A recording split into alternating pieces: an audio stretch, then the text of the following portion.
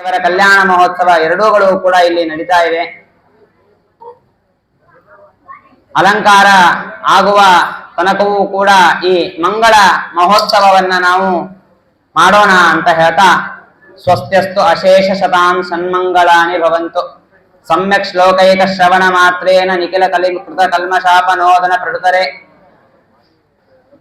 ಶ್ರೀಮದ್ ಭವಿಷ್ಯೋತ್ತರ ಪುರಾಣೆ ವೆಂಕಟಗಿರಿ ಮಹಾತ್ಮೆ ಅದ್ಯ ಕಥಾನುವಾದೆ ಸ್ಥಿತಿ ಕಿಂಚಿತ್ ಪೂರ್ವ ಕಥಾನುವಾದ.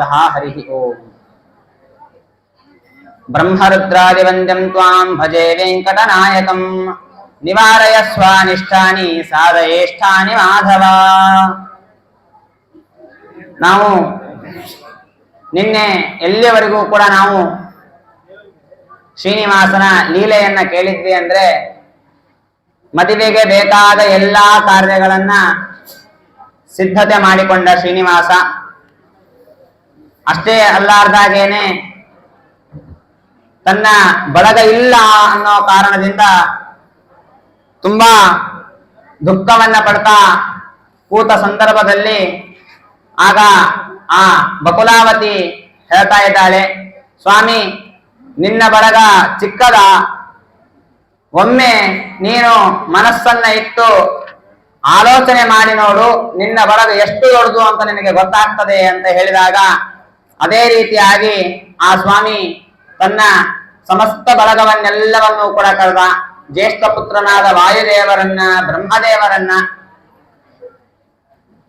ಸ್ವಸೇಂದ್ರನ್ನ, ಅದೇ ರೀತಿಯಾಗಿ ಮೊಮ್ಮಗನನ್ನ, ಉಳಿದ ಬಂಧು ಬಾಂಧವರನ್ನೆಲ್ಲರನ್ನೂ ಕೂಡ ಕರೆದು ಎಲ್ಲ ಬಂಧು ಬಾಂಧವರನ್ನು ಕೂಡ ತನ್ನ ವಿವಾಹ ಕಾರ್ಯದಲ್ಲಿ ಒಂದೊಂದು ಕೆಲಸಗಳನ್ನ ಕೊಡುವ ಮೂಲಕವಾಗಿ ಅವರನ್ನ ನೇಮಿಸಿದ. ತದನಂತರ ಲಕ್ಷ್ಮೀದೇವಿಯು ಕೂಡ ಅಲ್ಲಿಗೆ ಬಂದಳು. ಬಂದ ಲಕ್ಷ್ಮೀದೇವಿಯೇ ಸ್ವತಃ ಆ ನಾರಾಯಣನಿಗೆ, ಶ್ರೀನಿವಾಸನಿಗೆ ಅಭ್ಯಂಗ ಸ್ನಾನ, ಅಭ್ಯಂಜನ, ಮಂಗಳ ಸ್ನಾನ ಮುಂತಾದ ಎಲ್ಲವನ್ನೂ ಕೂಡ ಮಾಡಿಸಿದಳು. ತದನಂತರ ಪುರೋಹಿತರಾದಂತಹ ವಶಿಷ್ಠ ಋಷಿಗಳು ಗಣಪತಿ ಪೂಜೆಯನ್ನ ಪ್ರಾರಂಭ ಮಾಡಿ ವಿವಾಹ ಕಾರ್ಯವು ನಿರ್ವಿಘ್ನವಾಗಲಿ ಅಂತ ಆ ವಿಶ್ವಂಭರನಲ್ಲಿ ಪ್ರಾರ್ಥನೆಯನ್ನ ಮಾಡುವ ಮೂಲಕವಾಗಿ ವಿವಾಹವನ್ನ ಪ್ರಾರಂಭ ಮಾಡಿದ್ರು. ಆಗ ಬ್ರಹ್ಮದೇವರು ಕೇಳಿದ್ರು, ಸ್ವಾಮಿ ಬಂದ ಜನರಿಗೆ ಊಟ ಹಾಕಲಾರ್ದಾಗೆ ಕಳಿಸೋದು ಸರಿಯಲ್ಲ, ಸುಮಾರು ಜನ ಬ್ರಾಹ್ಮಣರು ಬಂದಿದ್ದಾರೆ, ಬ್ರಾಹ್ಮಣರಿಗೆ ಊಟ ಹಾಕದೆ ಕಳಿಸೋದು ಸರಿಯಲ್ಲ, ಎಲ್ಲರಿಗೂ ಕೂಡ ಹಸಿವೆ ಆಗಿದೆ, ದೇವತೆಗಳೆಲ್ಲ ಕೂಡ ದೇವಲೋಕವನ್ನ, ಸತ್ಯಲೋಕವನ್ನ, ಸ್ವರ್ಗಲೋಕವನ್ನ ಬಿಟ್ಟು ಬಂದಿದ್ದಾರೆ, ತುಂಬಾ ಪ್ರಯಾಣ ಮಾಡಿ ಬಂದಿದ್ದಾರೆ, ಹಾಗಾಗಿ ಊಟವನ್ನ ಹಾಕಿಸ್ಬೇಕು ಅಂತ ಕೇಳಿದಾಗ ಸ್ವಾಮಿ ಹೇಳ್ತಾನೆ, ನಾನು ಬಂದು 10,000 ವರ್ಷ ಆಗಿದೆ, ನನಗೇ ಹೊಟ್ಟಿಗೆ ಗತಿ ಇದ್ದಿದ್ದಿಲ್ಲ, ಅಂತದ್ದು ಅವ್ರಿಗೇನ್ ಹಾಕಲಿ, ನನ್ನ ಹತ್ರ ಏನೂ ಕೂಡ ಇಲ್ಲ ಅಂತಂದಾಗ, ಆಗ ರುದ್ರದೇವರ ಒಂದು ಸಲಹೆಯಿಂದ ಕುಬೇರನ ಹತ್ತಿರ ಶ್ರೀನಿವಾಸ ದೇವರು ಸಾಲವನ್ನ ಮಾಡ್ತಾರೆ. ಎಷ್ಟು ಸಾಲವನ್ನ ಮಾಡ್ತಾರೆ ಅಂತಂದ್ರೆ 14 ಲಕ್ಷ ರಾಮಟಂಕಿಯನ್ನ ಸಾಲ ಮಾಡ್ತಾರೆ. ಆ ಸಾಲವನ್ನ ಮಾಡಿ ಅದರಲ್ಲಿ ಯಾವ ಯಾವ ಪದಾರ್ಥಗಳಾಗ್ತವೋ, ಮದುವೆಗೆ ಏನೇನು ಪದಾರ್ಥಗಳು ಬೇಕೋ ಎಲ್ಲ ಪದಾರ್ಥಗಳನ್ನ ತರಿಸ್ತಾರೆ. ಬ್ರಹ್ಮದೇವರಿಗೆ ಹೇಳ್ತಾರೆ, ಬ್ರಹ್ಮ ಮದುವೆಯಲ್ಲಿ ಯಾವುದೇ ರೀತಿಯಾದಂತಹ ಒಂದು ಕಡಿಮೆ ಅನ್ನೋದು ಇರಬಾರದು, ಅದ್ಧೂರಿಯಾಗಿ ಮದುವೆಯ ಕಾರ್ಯಗಳೆಲ್ಲ ಕೂಡ ನಡಿಬೇಕು ಅಂತ ಹೇಳಿದಾಗ ಬ್ರಹ್ಮದೇವರು ಅದೇ ರೀತಿಯಾಗಿ ಆಯ್ತು ಸ್ವಾಮಿ ಅಂತ ಸ್ವಾಮಿಯ ಆದೇಶವನ್ನ ಶಿರಸಾವಹಿಸಿ ಮದುವೆಯ ಕಾರ್ಯಗಳನ್ನೆಲ್ಲವನ್ನು ಪ್ರಾರಂಭ ಮಾಡ್ತಾರೆ. ಅಂದಿನ ದಿನ ರಾತ್ರಿ ಅಲ್ಲಿ ನಾನಾ ವಿಧವಾದ ಭಕ್ಷ್ಯ ಭೋಜ್ಯ ಮೃಷ್ಟಾನ್ನಗಳನ್ನೆಲ್ಲವನ್ನೂ ಕೂಡ ಮಾಡಿಸಿ ಬಂದ ಬ್ರಾಹ್ಮಣರಿಗೆ, ದೇವತೆಗಳಿಗೆಲ್ಲರಿಗೂ ಕೂಡ ಊಟಕ್ಕೆ ಹಾಕ್ತಾರೆ. ಎಲ್ಲರೂ ಕೂಡ ಊಟವನ್ನ ಮಾಡಿ ವಿಶ್ರಾಂತಿಯನ್ನ ಪಡಿತಾರೆ. ಮರುದಿನ ಬೆಳಗ್ಗೆ ಎದ್ದ ತಕ್ಷಣ ಎಲ್ಲರೂ ಕೂಡ ಸ್ವಾಮಿ ಪುಷ್ಕರಣಿಯಲ್ಲಿ ಸ್ನಾನವನ್ನ ಮಾಡಿ ಶುದ್ಧರಾಗಿ ಎಲ್ಲರೂ ಕೂಡ ಸಿದ್ಧರಾಗಿ ನಿಂದಿರ್ತಾರೆ. ಆಗ ಶ್ರೀನಿವಾಸ ಹೇಳ್ತಾನೆ, ನಾನು ನಿನ್ನೆ ಹೇಳಿದ್ದೆ ನಾರಾಯಣಪುರಕ್ಕೆ ಹೋಗಬೇಕು, ಹಾದಿ ತುಂಬಾ ದೂರ ಇದೆ, ಯಾರೂ ಕೂಡ ಇಲ್ಲಿ ಕಾಲಹರಣೆ ಮಾಡಬಾರದು ಅಂತ ಹೇಳಿದ್ದೆ, ಬ್ರಹ್ಮ ಮರ್ತ್ಯ ಅಂತ ಕೇಳ್ತಾರೆ. ಆಗ ಬ್ರಹ್ಮದೇವರು, ಇಲ್ಲ ಸ್ವಾಮಿ, ಎಲ್ಲರಿಗೂ ನಾನು ಕೂಡಲೇ ಹೇಳಿಬಿಟ್ಟಿದ್ದೇನೆ ಹೊರಡೋದಕ್ಕೆ ಅಂತ ಹೇಳ್ತಾರೆ. ಅದೇ ರೀತಿಯಾಗಿ ಎಲ್ಲರೂ ಕೂಡ ಆ ವೈಕುಂಠಗಿರಿಯಿಂದ ನಾರಾಯಣಪುರದತ್ತ ಪ್ರಯಾಣವನ್ನ ಬಳಸ್ತಾರೆ. ಮಾರ್ಗ ಮಧ್ಯದಲ್ಲಿ ಶುಕಮುನಿಗಳ ಒಂದು ಆಶ್ರಮ ಬರ್ತದೆ. ಆಶ್ರಮ ಬಂದಾಗ ಸ್ವಾಮಿ ಆ ಶುಕಮುನಿಗಳು ಮದುವೆಗೆ ಮಾಡಿದ ಒಂದು ಉಪಕಾರಕ್ಕೋಸ್ಕರವಾಗಿ ಆ ಶುಕಮುನಿಗಳ ಆಶ್ರಮಕ್ಕೆ ಹೋಗಿ ತಮ್ಮ ದರ್ಶನವನ್ನ ಶ್ರೀನಿವಾಸ ಆ ಶುಕಮುನಿಗಳಿಗೆ ಕೊಡ್ತಾ ಇದ್ದಾನೆ. ನಾವು ಹಿಂದೆ ಕೇಳಿದ್ವಿ, ಆ ಲಗ್ನ ಪತ್ರಿಕೆಯ ಒಂದು ಸಂದರ್ಭದಲ್ಲಿ ಶುಕಾಚಾರ್ಯರೇನೆ ಎರಡೂ ಕಡೆಯೂ ಕೂಡ ತಿರುಗಾಡಿ ಲಗ್ನ ಪತ್ರಿಕೆಯನ್ನ ಬರೆಸಿ ಆ ಲಗ್ನ ಪತ್ರಿಕೆಯಲ್ಲಿ ಇರುವಂತಹ ವಿಷಯವನ್ನ ಆಕಾಶರಾಜನಿಗೆ ಶ್ರೀನಿವಾಸನಿಗೆ ಇಬ್ಬರಿಗೂ ಕೂಡ ತಿಳಿಸಿದ್ದು ಶುಕಾಚಾರ್ಯರು. ಹಾಗಾಗಿ ಹಿಂದೆನೆ ತಮ್ಮ ಅಂಗದಿಂದ ಆಲಿಂಗನವನ್ನ ಮಾಡೋ ಮೂಲಕವಾಗಿ ಸಾಮೀಪ್ಯವನ್ನ ಕೊಟ್ಟು ಬಿಟ್ಟಿದ್ರು. ಆದ್ರೂ ಕೂಡ ಮತ್ತೆ ಇನ್ನೊಮ್ಮೆ ಕೃತಜ್ಞತೆಯನ್ನ ತಿಳಿಸೋದಕ್ಕೋಸ್ಕರವಾಗಿ ಆಶ್ರಮಕ್ಕೆ ಹೋಗ್ತಾರೆ. ಬಂದ ಶ್ರೀನಿವಾಸನನ್ನ ನೋಡಿ ಆನಂದ ಚಿತ್ತರಾದಂತಹ ಆ ಶುಕಾಚಾರ್ಯರು ಆ ಶ್ರೀನಿವಾಸನನ್ನ ಆಶ್ರಮದ ಒಳಗಡೆ ಕರೆದು ಅವನಿಗೆ ಅನೇಕ ವಿಧವಾದಂತಹ ಉಪಚಾರಗಳನ್ನ ಮಾಡುವ ಮೂಲಕವಾಗಿ ಬಂದಿದ್ದು ಶ್ರೀನಿವಾಸ ಒಪ್ನೆ. ಋಷಿಗಳು ಅವರ ಹತ್ರ ಕೊಡೋದಕ್ಕೆ ಏನೂ ಇರೋದಿಲ್ಲ. ಆದ್ರೂ ಕೂಡ ಶ್ರೀನಿವಾಸನಿಗೆ ಯಥೋಚಿತವಾಗಿ ಅಡಿಗೆಯನ್ನ ಮಾಡಿಸಿ ಊಟಕ್ಕೆ ಹಾಕ್ತಾರೆ. ಆದ್ರೆ ಬಂದ ದೇವತೆಗಳು ಬ್ರಾಹ್ಮಣರೆಲ್ಲರೂ ಕೂಡ ಶುಕಾಚಾರ್ಯ ಮೇಲೆ ಸಿಟ್ಟು ಮಾಡ್ಕೊಂಡ್ಬಿಡ್ತಾರೆ. ಏನಿವರು ಇಷ್ಟು ಜನ ಬ್ರಾಹ್ಮಣರು ಬಂದಿದ್ದೇವೆ, ದೇವತೆಗಳೆಲ್ಲ ಬಂದಿದ್ದೇವೆ, ನಮಗೆ ಊಟಕ್ಕೆ ಹಾಕ್ಲಾರ್ದಂಗೆ ಕೇವಲ ಶ್ರೀನಿವಾಸನಿಗೆ ಮಾತ್ರ ಊಟಕ್ಕೆ ಹಾಕ್ತಾ ಇದ್ದಾರೆ ಶುಕಾಚಾರ್ಯರು ಅಂತ. ಆಗ ಈ ವಿಚಾರ ಶ್ರೀನಿವಾಸನಿಗೆ ತಿಳಿತದೆ. ತಿಳಿದಾಗ ಆಗ ಭಗವಂತ ಭಕ್ತ ಪರಾಧೀನ, ಶುಕಾಚಾರ್ಯರ ಮೇಲೆ ಈ ಅಪವಾದ ಬಂದಿದ್ದನ್ನ ಪರಿಹಾರ ಮಾಡಬೇಕು. ಆತಕ್ಕೋಸ್ಕರವಾಗಿ ಅವನೇನ್ ಮಾಡ್ತಾನೆ, ಒಬ್ಬನೇ ಊಟವನ್ನ ಮಾಡಿ ಆಶ್ರಮದಿಂದ ಹೊರಗೆ ಬಂದು ಒಮ್ಮೆ ತೇಗುತ್ತಾನೆ.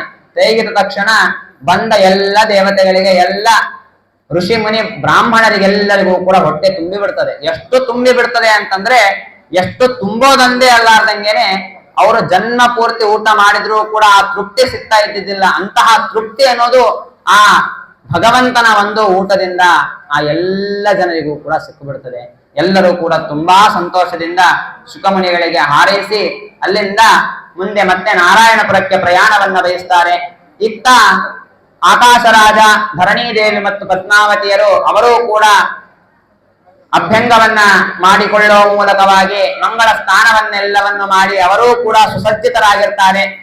ಆಕಾಶರಾಜನು ಕೂಡ ವಿವಾಹಕ್ಕೋಸ್ಕರವಾಗಿ ಬೃಹತ್ತಾದಂತಹ ಒಂದು ವೇದಿಕೆಯನ್ನ ರಚನೆ ಮಾಡಿಸಿರ್ತಾನೆ.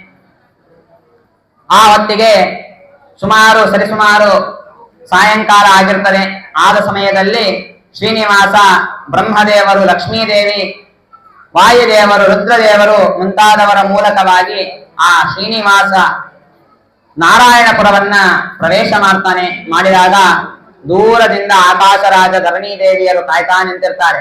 ವರೋಪಚಾರವನ್ನ ಮಾಡಬೇಕು, ವರನನ್ನ ಕರ್ಕೊಂಡು ಹೋಗ್ಬೇಕು. ಹಾಗಾಗಿ ಕಾಯ್ತಾ ನಿಂತಿರ್ತಾರೆ. ಬಂದ ಶ್ರೀನಿವಾಸನನ್ನು ನೋಡಿ ಆಕಾಶರಾಜ ಕೂಡಲೇ ಮುಂದೆ ಬರ್ತಾನೆ. ಆ ಶ್ರೀನಿವಾಸನನ್ನ ಕರೆದುಕೊಂಡು ಹೋಗೋದಕ್ಕೋಸ್ಕರವಾಗಿ ಒಂದು ಅಂಬಾರಿಯನ್ನ ತಯಾರಿ ಮಾಡಿಸಿರ್ತಾರೆ. ಎಷ್ಟು ಸುಂದರವಾಗಿರ್ತದೆ ಅಂತಂದ್ರೆ, ಭೂಲೋಕದಲ್ಲಿ, ದೇವಲೋಕದಲ್ಲಿ ಅಂತಹ ಅಂಬಾರಿ ಸರಿಸಾಟಿಯಾಗಿರೋದಿಲ್ಲ. ಅಷ್ಟು ಸುಂದರವಾದಂತಹ ನವರತ್ನ ಖಚಿತವಾದಂತಹ ಅಂಬಾರಿಯನ್ನ ತಯಾರಿ ಮಾಡಿಸಿ ಒಂದು ಆನೆಯ ಮೇಲೆ ಅಂಬಾರಿಯನ್ನ ಕಟ್ಟಿ ಸ್ವಾಮಿಯನ್ನ ಆ ಅಂಬಾರಿಯಲ್ಲಿ ಕೂಡಿಸಿಕೊಂಡು ಮೆರವಣಿಗೆಯನ್ನ ಮಾಡ್ತಾ ಹೋಗ್ತಾರೆ.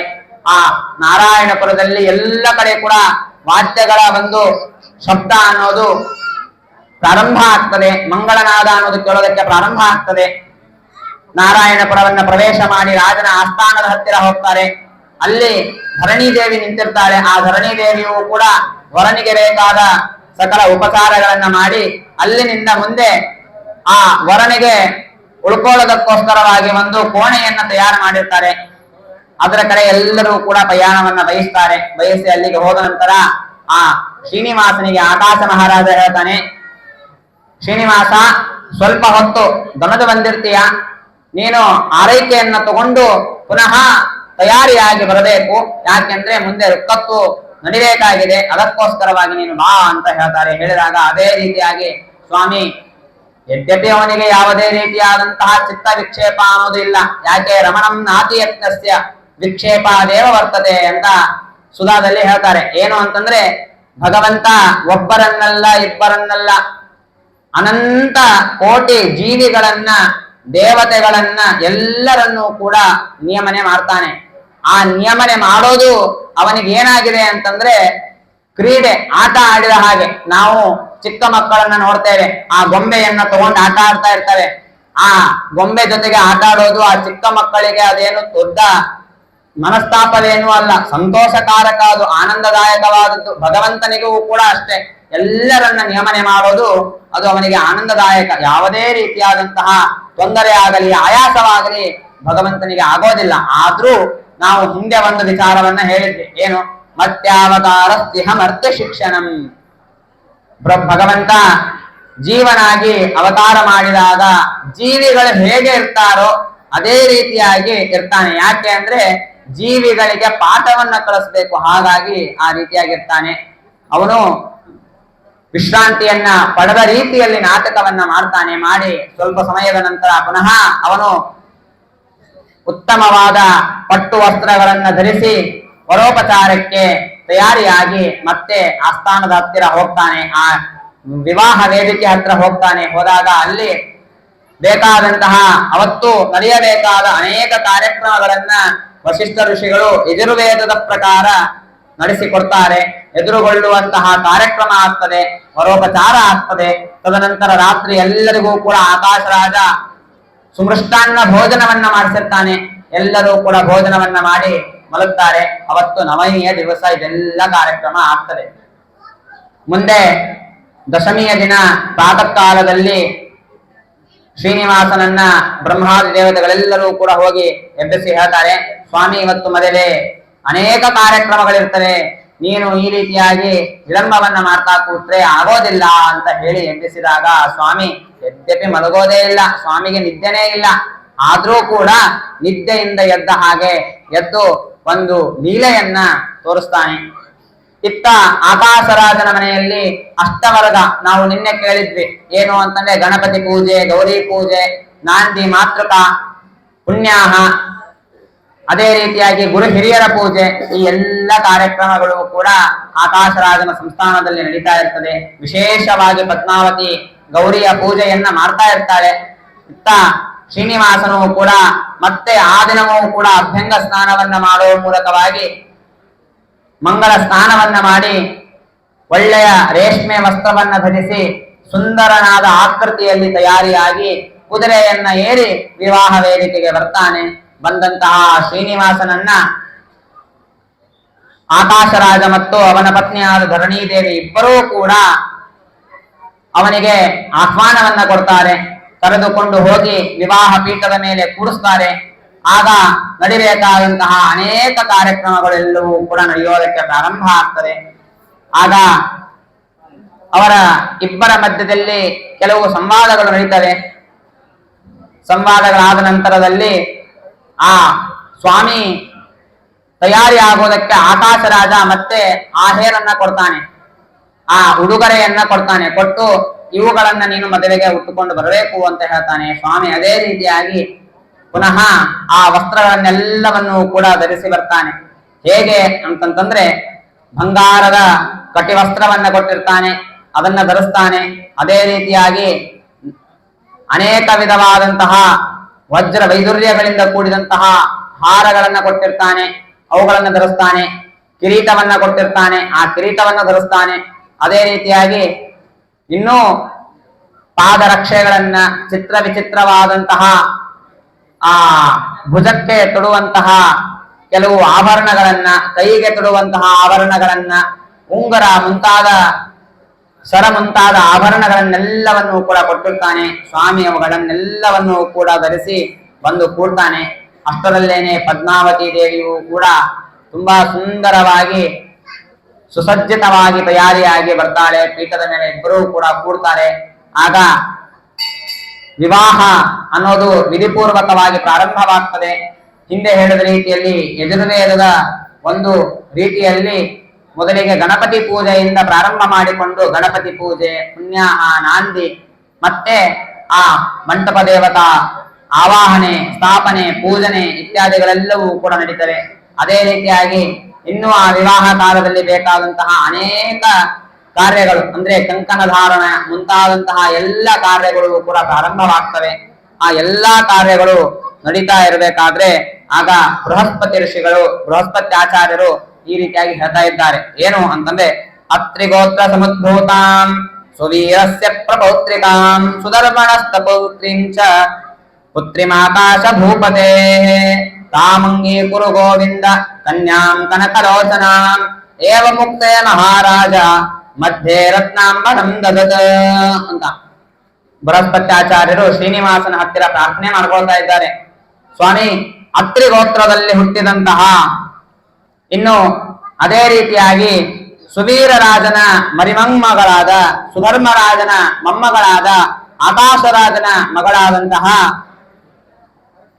ಪದ್ಮಾವತಿಯನ್ನ ನಿನಗೆ ಕನ್ಯಾದಾನವನ್ನ ನಾವು ಮಾಡಿಕೊಡ್ತೇವೆ, ನೀನು ಸ್ವೀಕಾರ ಮಾಡಬೇಕು ಅಂತ ಹೇಳ್ತಾ ಇದ್ದಾರೆ. ಆಗ ವಶಿಷ್ಠ ಋಷಿಗಳು, ಹೆಣ್ಣು ಕಡೆ ಒಬ್ಬರು ಪುರೋಹಿತರು, ಗಂಡಿನ ಕಡೆ ಪುರೋಹಿತರು ಬೇಕು. ಗಂಡಿನ ಕಡೆ ಪುರೋಹಿತರು ವಶಿಷ್ಠ ಋಷಿಗಳು, ಹೆಣ್ಣಿನ ಕಡೆ ಪುರೋಹಿತರು ಬೃಹಸ್ಪತಿ ಆಚಾರ್ಯರು. ಮೊದಲಿಗೆ ಹೆಣ್ಣಿನ ಮೂಲಕವಾಗಿ ಎಲ್ಲ ವಿವಾಹ ಕಾರ್ಯಗಳು ಕೂಡ ಪ್ರಾರಂಭವಾಗಬೇಕು. ಹಾಗಾಗಿ ಹೆಣ್ಣಿನ ಪುರೋಹಿತರೆಲ್ಲವನ್ನು ಕೂಡ ಹೇಳಿದ್ರು, ಪದ್ಮಾವತಿ ಎಂತವಳು ಏನು ಅಂತ. ಈಗ ವಶಿಷ್ಠ ಋಷಿಗಳು ಹೇಳ್ತಾ ಇದ್ದಾರೆ, ಪ್ರಪೌತ್ರಸ್ಯ ಯಯಾತೇಶ್ಚ ಪೌತ್ರಸ್ಯಾಮಿತ ತೇಜಸಃ ಶೂರಸೇನಸ್ಯ ರಾಜೇಂದ್ರ ವಸುದೇವಸ್ಯ ಭೂಪತೆ. ಯಯಾತಿ ಮಹಾರಾಜನ ಮರಿಮಮ್ಮಗ, ಶೂರಸೇನನ ಮೊಮ್ಮಗ, ವಸುದೇವನ ಮಗನಾದಂತಹ ಪುತ್ರಸ್ಯ ವೆಂಕಟೇಶಸ್ಯ ಗೋತ್ರೇ ವಾಸಿಷ್ಠ ಸನ್ನಕೆ. ವಶಿಷ್ಠ ಗೋತ್ರದಲ್ಲಿ ಹುಟ್ಟಿದಂತಹ ವೆಂಕಟೇಶನಿಗೆ ಜಾತಸ್ಯಾತ್ರಿ ಕುಲೋತ್ಪನ್ನಾಂ ಕನ್ಯಾಂ ಕನಕಭೂಷಿತಾಂ, ಕನಕಾಭರಣಗಳಿಂದ ಯುಕ್ತಳಾದಂತಹ ಅತ್ರಿಗೋತ್ರದಲ್ಲಿ ಅವತಾರ ಮಾಡಿದಂತಹ ಪದ್ಮಾವತಿಯನ್ನು ನಾವು ಸ್ವೀಕಾರ ಮಾಡ್ತಾ ಇದ್ದೇವೆ ಅಂತ ಈ ರೀತಿಯಾಗಿ ಹೇಳ್ತಾರೆ. ವಶಿಷ್ಠ ಋಷಿಗಳ ಮಾತನ್ನ ಕೇಳಿದಂತಹ ಆಕಾಶರಾಜ ಮತ್ತು ಧರಣೀದೇವಿ ಇಬ್ಬರಿಗೂ ಕೂಡ ತುಂಬಾ ಸಂತೋಷ ಅನ್ನೋದು ಉಂಟಾಗ್ತದೆ. ತದನಂತರ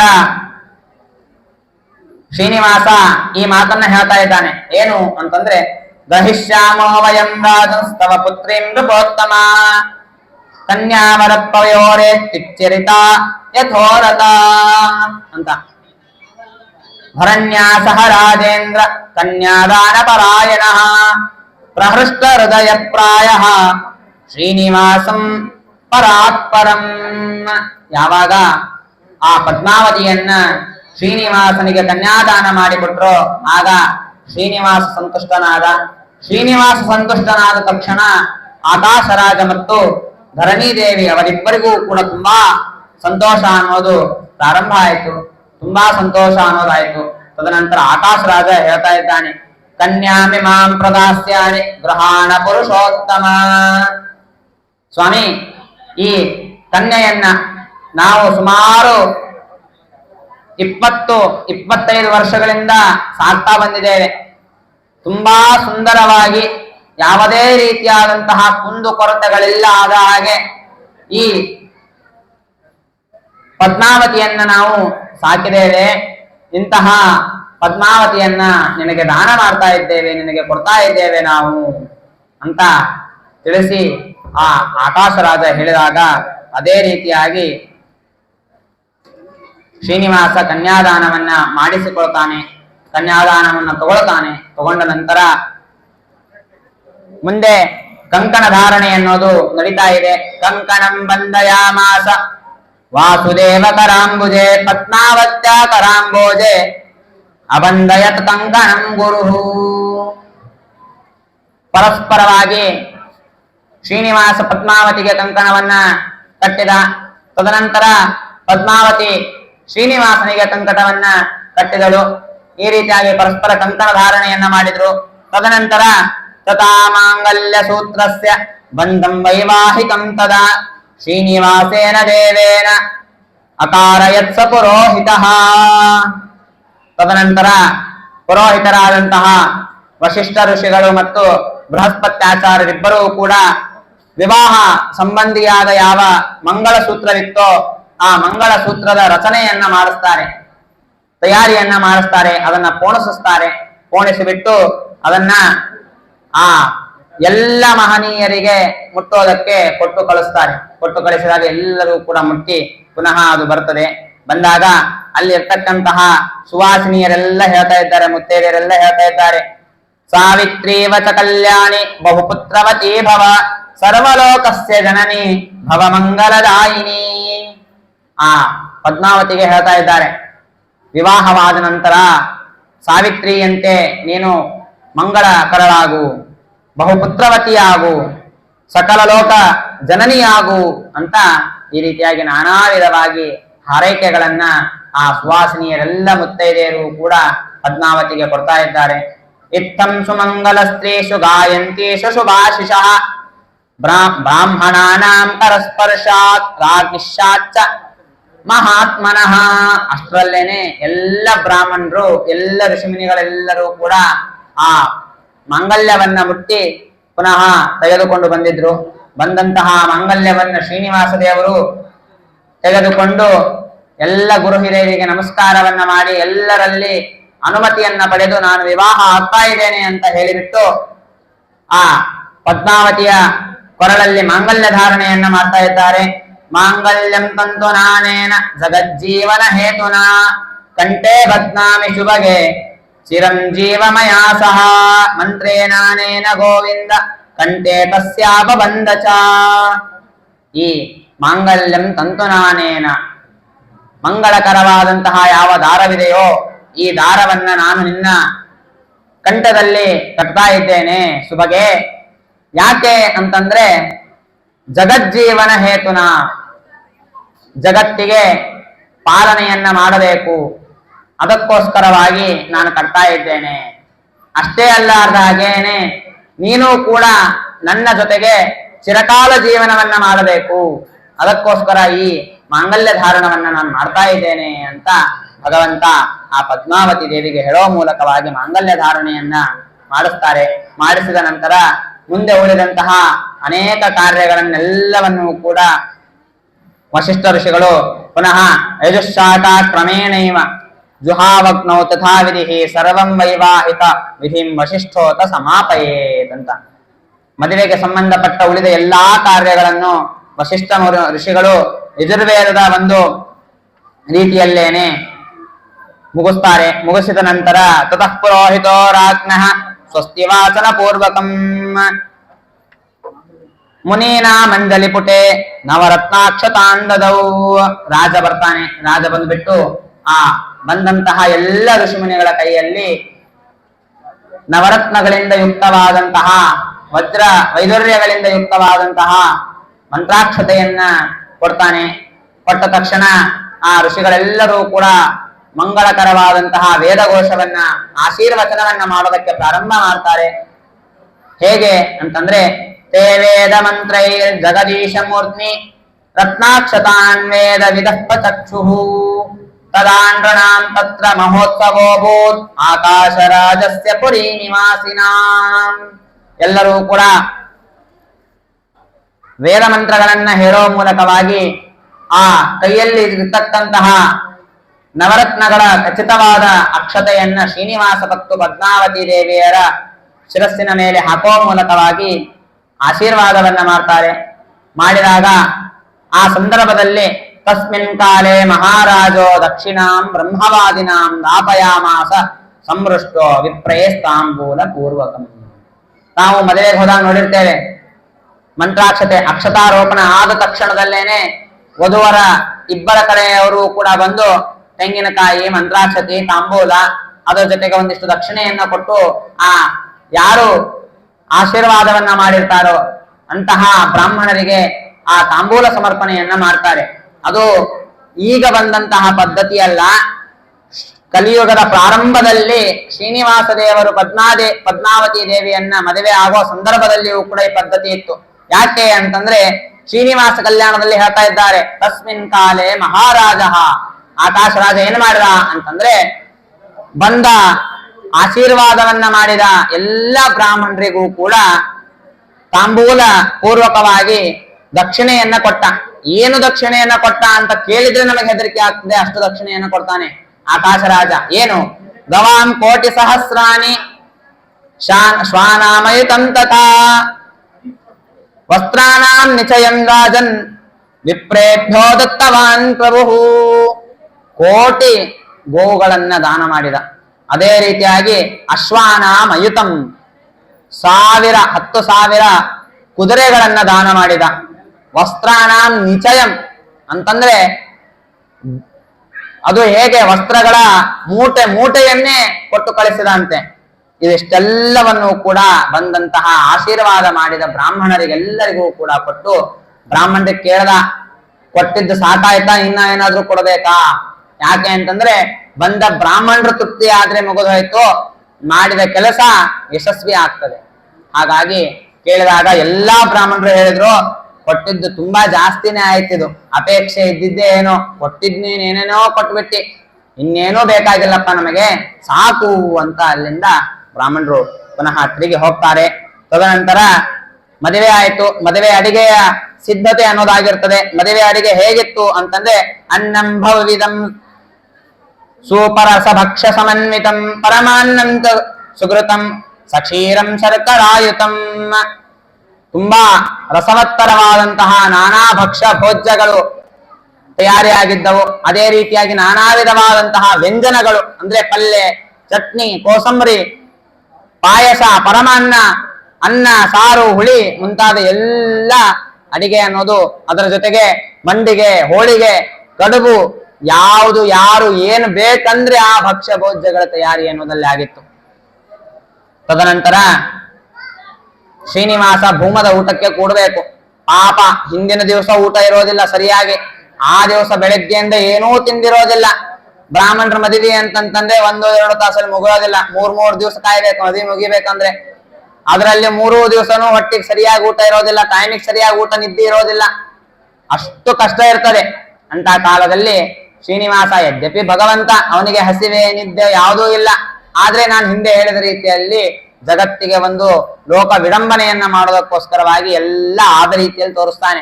ಹಸಿವೆ ಆಗಿದೆ, ನಿದ್ದೆ ಬರ್ತಾ ಇದೆ ಅನ್ನೋ ರೀತಿಯಲ್ಲಿ ತೋರಿಸ್ತಾನೆ.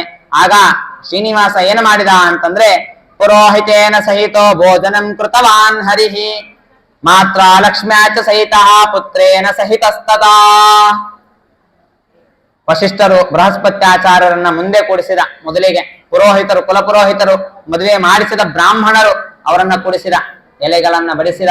ಅವರಿಗೆ ಅಡಿಗೆ ಬಡಿಸಿದ ಮೇಲೆ ತಾನು ಲಕ್ಷ್ಮೀದೇವಿ ಮತ್ತು ಬಕುಲಾವತಿಗೆ, ತಾಯಿ ಮತ್ತೆ ಮೊದಲನೇ ಹೆಂಡತಿ, ಅವರಿಬ್ಬರಿಗೂ ಎಲೆ ಹಾಕಿಸಿದ, ಅವರಿಗೆ ಅಡಿಗೆ ಬಡಿಸಿದ. ತದನಂತರ ತಾನು ಪದ್ಮಾವತಿ ಕೂತ್ರು. ತದನಂತರ ಮಕ್ಕಳಾದ ಬ್ರಹ್ಮದೇವರು, ವಾಯುದೇವರು, ಮೊಮ್ಮಗರಾದ ರುದ್ರದೇವರು ಅವರೆಲ್ಲರೂ ಕೂಡ ಕೂತು ಎಲ್ಲರ ಜೊತೆಗೇನೆ ಊಟವನ್ನ ಮಾಡಿದ. ಅದೇ ರೀತಿಯಾಗಿ ಅವನ ಎದುರುಗಡೆನೆ ಮಾವನಾದ ಆಕಾಶರಾಜ, ಧರಣೀದೇವಿ ಇವರೆಲ್ಲರೂ ಕೂಡ ಊಟಕ್ಕೆ ಕೂತಿದ್ರು. ಎಲ್ಲರೂ ಸೇರಿ ಆ ಅತ್ಯಂತ ಸುಪಕ್ವವಾದ ರಸಭರಿತವಾದಂತಹ ಭೋಜನವನ್ನ ಮಾಡ್ತಾರೆ.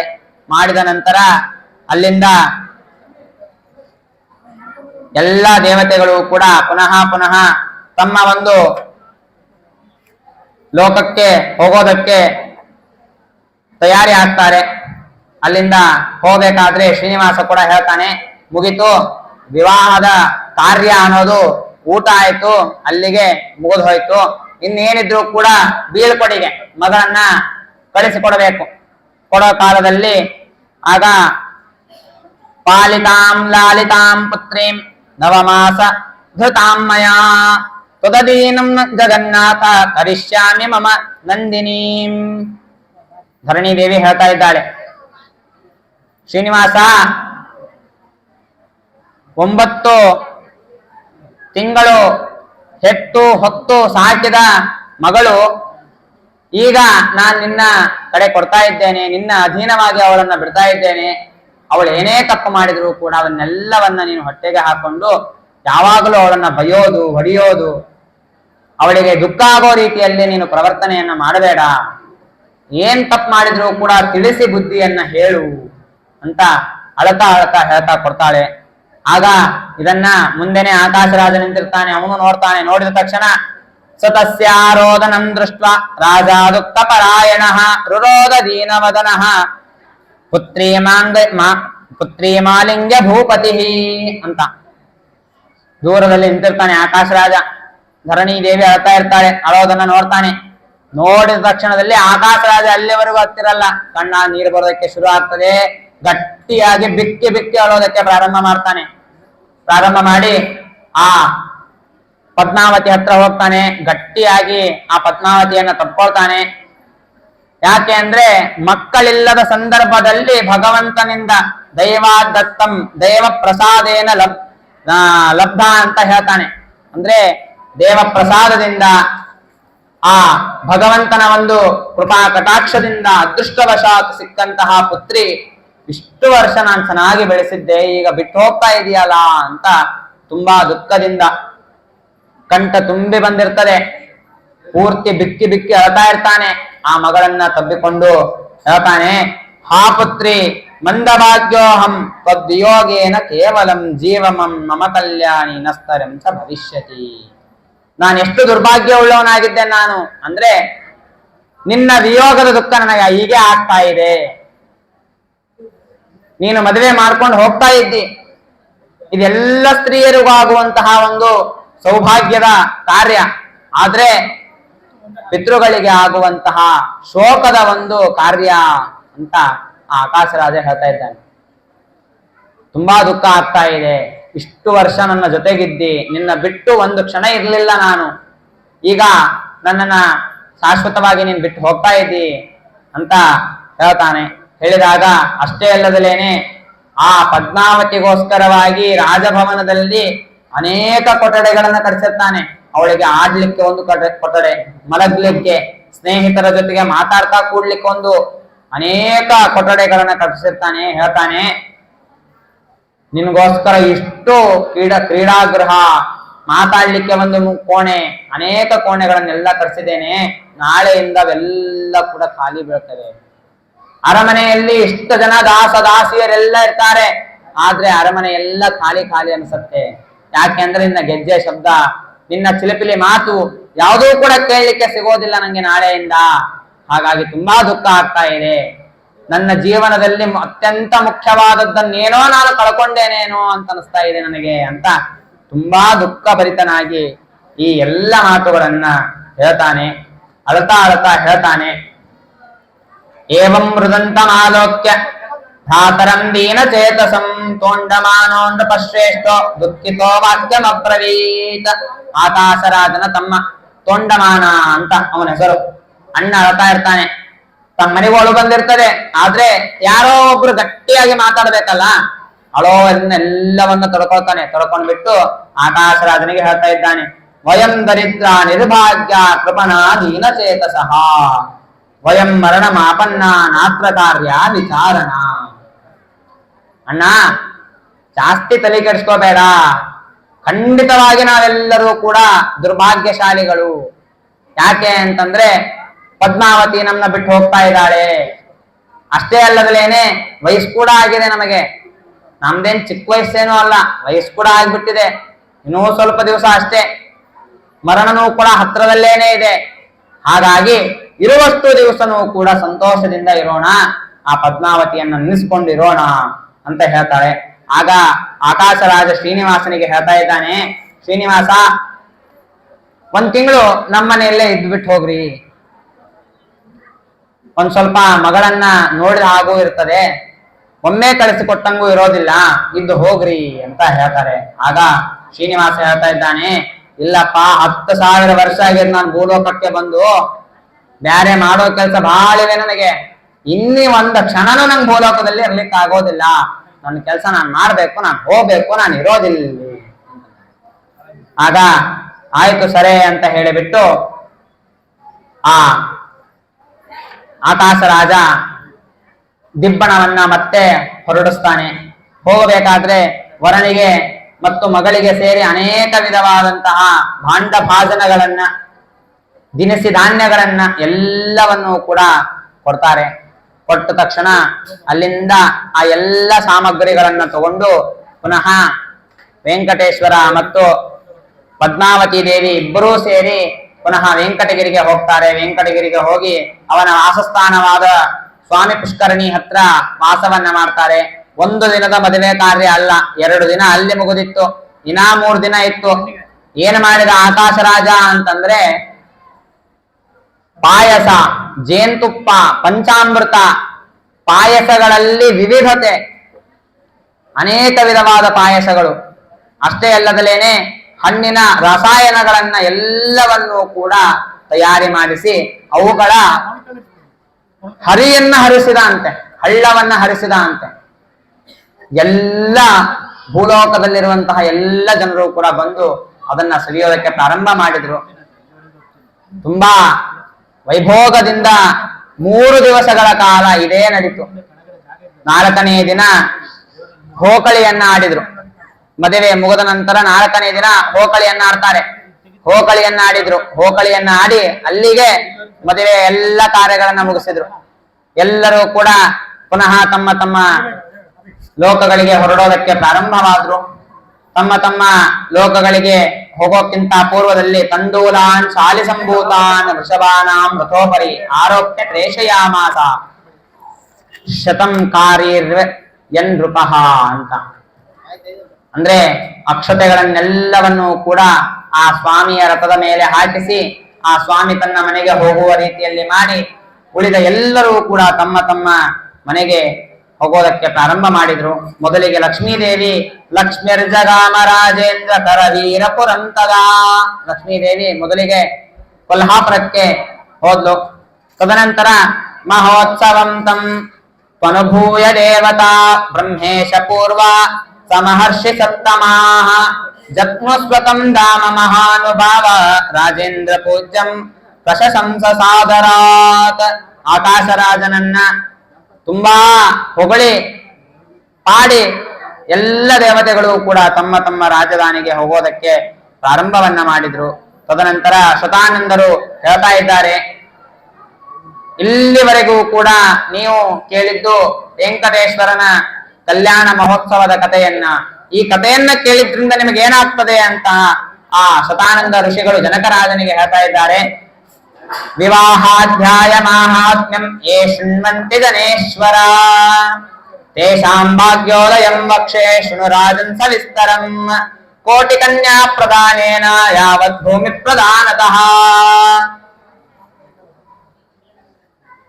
ಈ 12ನೇ ಅಧ್ಯಾಯಕ್ಕೆ ಕಲ್ಯಾಣಾಧ್ಯಾಯ, ವಿವಾಹಾಧ್ಯಾಯ ಅಂತ ಹೆಸರು.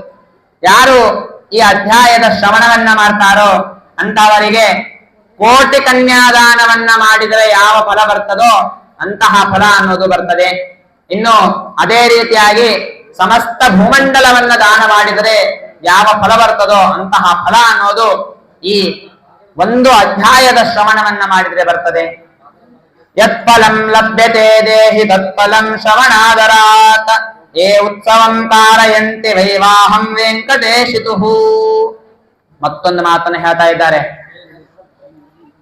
ಏನು ಅಂತಂದ್ರೆ, ಮುಂದೆ ಭೂಲೋಕದಲ್ಲಿ ಯಾರಾದ್ರೂ ಕೂಡ ಈ ಶ್ರೀನಿವಾಸನ ಕಲ್ಯಾಣವನ್ನ ಮಾಡಿಸ್ತಾರೋ ಅವರು ಎಷ್ಟು ಫಲವನ್ನ ಹೊಂದುತ್ತಾರೆ ಅಂತಂತಂದ್ರೆ ಅನಂತ ಕೋಟಿ ಜನ್ಮಗಳಲ್ಲಿ ಸಾಧನೆ ಮಾಡಲಿಕ್ಕೆ ಆಗದೇ ಇರುವಷ್ಟು ಫಲವನ್ನ ಹೊಂದುತ್ತಾರೆ.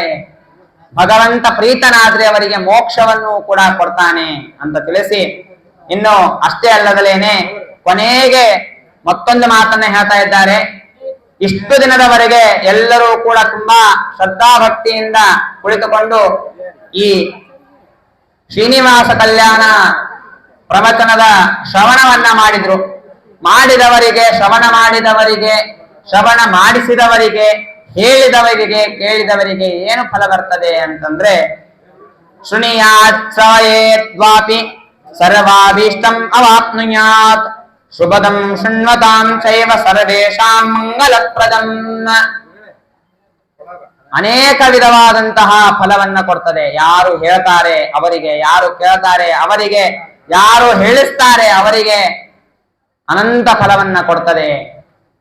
ಎಂತಹ ದುಸ್ವಪ್ನವಾಗಲಿ, ದುರ್ಗತಿಯಾಗಲಿ, ದಾರಿದ್ರ್ಯವಾಗಲಿ, ಯಾವುದೇ ಒಂದು ವಿಧವಾದಂತಹ ಬಾಧೆಯಿಂದ ಬಳಲುತ್ತಿದ್ರೂ ಕೂಡ ಅವರಿಗೆ ಈ ವೆಂಕಟೇಶ್ವರ ಕಲ್ಯಾಣದ, ಶ್ರೀನಿವಾಸ ಕಲ್ಯಾಣದ ಒಂದು ಅಧ್ಯಾಯ ಕಥಾಶ್ರವಣವನ್ನ ಮಾಡಿದ್ರೆ ಸಾಕು, ಅವರ ಸಕಲ ಅರಿಷ್ಟಗಳೆಲ್ಲವೂ ಕೂಡ ನಿವೃತ್ತವಾಗಿ ಸಕಲ ಸೌಭಾಗ್ಯ ಅನ್ನೋದು ಬರ್ತದೆ ಅಂತ ಜನಕ ಮಹಾರಾಜನಿಗೆ ಹೇಳ್ತಾ ಇದ್ದಾರೆ. ಯಾವಾಗ ಇದನ್ನ ಹೇಳಿದ್ರು ಆವಾಗ ಜನಕರಾಜನಿಗೆ ಬಂದ ಯಾವ ದುಸ್ವಪ್ನವಿತ್ತೋ ಅದೆಲ್ಲ ಹೋಯ್ತು. ಅವನ್ ನಾನು ಪ್ರಾರಂಭದಲ್ಲಿ ಹೇಳಿದ್ದೆ, ಸುಖಮ್ಮೆ ಭೂಯಾತ್ ದುಃಖ ಮನಾಗಪಿ ನಾಭೂತ್ ಅಂತ ಹೇಳಿದ್ದ. ಮನಸ್ಸಿನಲ್ಲೂ ಕೂಡ ದುಃಖ ಆಗಬಾರದು, ತುಂಬಾ ಸುಖನೇ ಇರಬೇಕು ನನಗೆ ಅಂತ ಬೇಡ್ಕೊಂಡಿದ್ದ. ಆ ಒಂದು ತಲೆಗೆ ಹತ್ತಿದಂತ ಸುಖದ ಒಂದು ದುರಭಿಮಾನ ಅನ್ನೋದು ಅವನಿಗೆ ಎಳೆದು ಹೋಗ್ತದೆ. ಹೋದ ನಂತರ ಭಗವಂತನಲ್ಲಿ ಭಕ್ತಿ ಬರ್ತದೆ. ಯಾವಾಗ ಈ ಕಥಾ ಶ್ರವಣವನ್ನ ಮಾಡ್ತಾನೋ ಅವನಿಗೆ ಸನ್ಮಂಗಳ ಅನ್ನೋದು ಆಗೋದಕ್ಕೆ ಪ್ರಾರಂಭ ಆಗ್ತದೆ. ಈ ಕಥಾ ಶ್ರವಣವನ್ನ ಮಾಡಿದ್ರಿಂದಲೇನೆ ಮುಂದೆ ಪ್ರಭು ರಾಮಚಂದ್ರ ಬಂದು ಸೀತೆಯನ್ನ ಮದುವೆಯೂ ಕೂಡ ಆಗ್ತಾನೆ ಅಂತ ಹೇಳ್ತಾ ಇಲ್ಲಿಗೆ ಈ ವೆಂಕಟೇಶ ಮಹಾತ್ಮೆಯಲ್ಲಿ 12ನೇ ಅಧ್ಯಾಯವನ್ನು ಮುಗಿಸ್ತಾ ಇದ್ದಾರೆ. ಇತಿಶ್ರೀ ಭವಿಷ್ಯೋತ್ತರ ಪುರಾಣೆ ವೆಂಕಟಗಿರಿ ಮಹಾತ್ಮೆ ದ್ವಾದಶಾಧ್ಯಾಯ ಅಂತ ಹೇಳ್ತಾ ಅಸ್ಮದ್ ಗುರುವಂತರಗತ ಭಾರತೀ ರಮಣ ಮುಖ್ಯ ಪ್ರಾಣಾಂತರ್ಗತ ಕುಲದೇವತಾ ಶ್ರೀ ಪದ್ಮಾವತಿ ಸಹಿತ ಲಕ್ಷ್ಮೀ ವೆಂಕಟೇಶ್ವರರ ಪಾದಗಳಲ್ಲಿ ನನ್ನ ಈ 2 ವಾಕ್ ಕುಸುಮಗಳನ್ನ ಸಮರ್ಪಣೆ ಮಾಡ್ತಾ ಶ್ರೀಕೃಷ್ಣಾರ್ಪಣಮಸ್ತು. ಕಾಯೇನ ವಾಚಾ ಮನಸೇಂದ್ರಿಯೇರ್ವಾ ಬುದ್ಧ್ಯಾತ್ಮನಾ ವಾ ಪ್ರಕೃತೆ ಸ್ವಭಾವಾತ್ ಕರೋಮಿ ಯದ್ಯತ್ ಸಕಲಂ ಪರಸ್ಮೈ ನಾರಾಯಣಾಯೇತಿ ಸಮರ್ಪಯಾಮಿ. ಶ್ರೀಯಕಾಂತಾಯ ಕಲ್ಯಾಣ ನಿಧಯೇ ನಿಧಯೇರ್ತಿನಾಂ ಶ್ರೀ ವೆಂಕಟ ನಿವಾಸಾಯ ಶ್ರೀನಿವಾಸಾಯ ಮಂಗಲಂ. ಕಲ್ಯಾಣಾದ್ಭುತ ಗಾತ್ರಾಯ ಕಾಮಿತಾರ್ಥ ಪ್ರದಾಯಿನೇ ಶ್ರೀಮದ್ ವೆಂಕಟನಾಥಾಯ ಶ್ರೀನಿವಾಸಾಯ ಮಂಗಲಂ.